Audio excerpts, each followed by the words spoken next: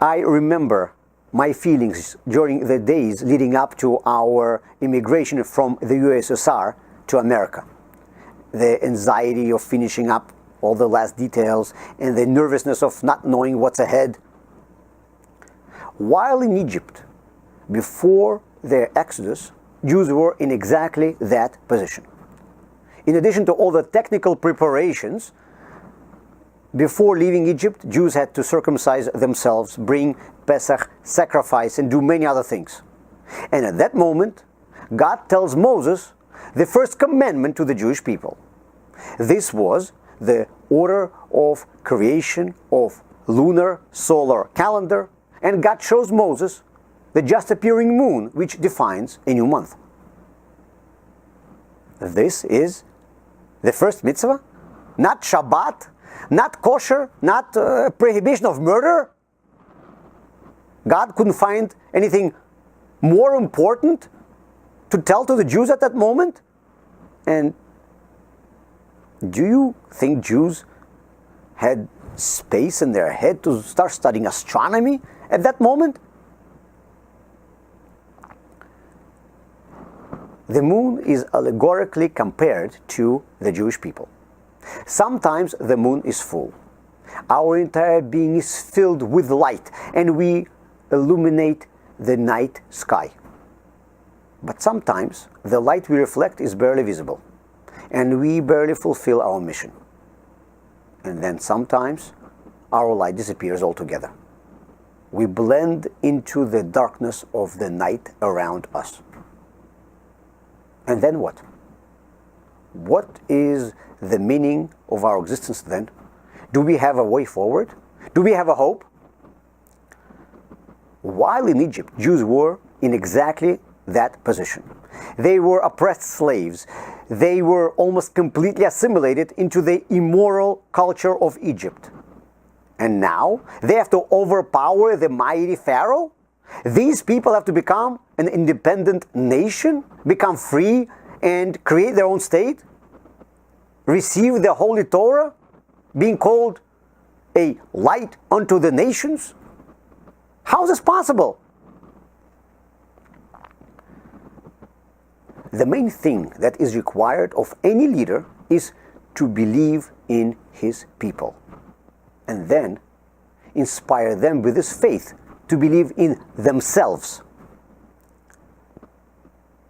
I remember that with all the fears and concerns of leaving the USSR, we still flew to America because we believed in our future in the new country.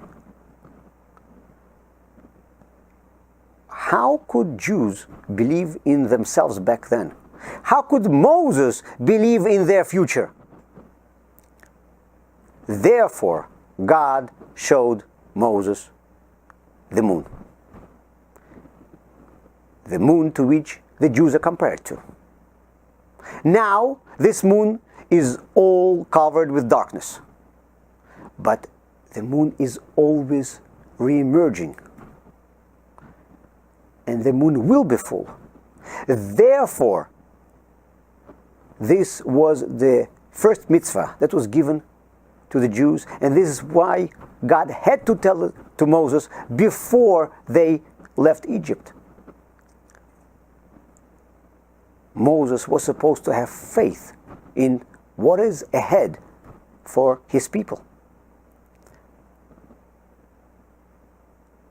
All of the Jewish history is compared to the moon. After the destruction of the temple, we got Talmud, which the entire Jewish life today is based on. After the Crusades, the new depths of the Torah were revealed by great sages like Rashi and Tosafot. The communities expelled by the Inquisition began the era of revival of Kabbalah, Arizal, Ramak. After the pogroms of Bogdan Khmelnytsky, the teaching of Hasidut was born. After each eclipse, the light of a new era was born in the life of our people.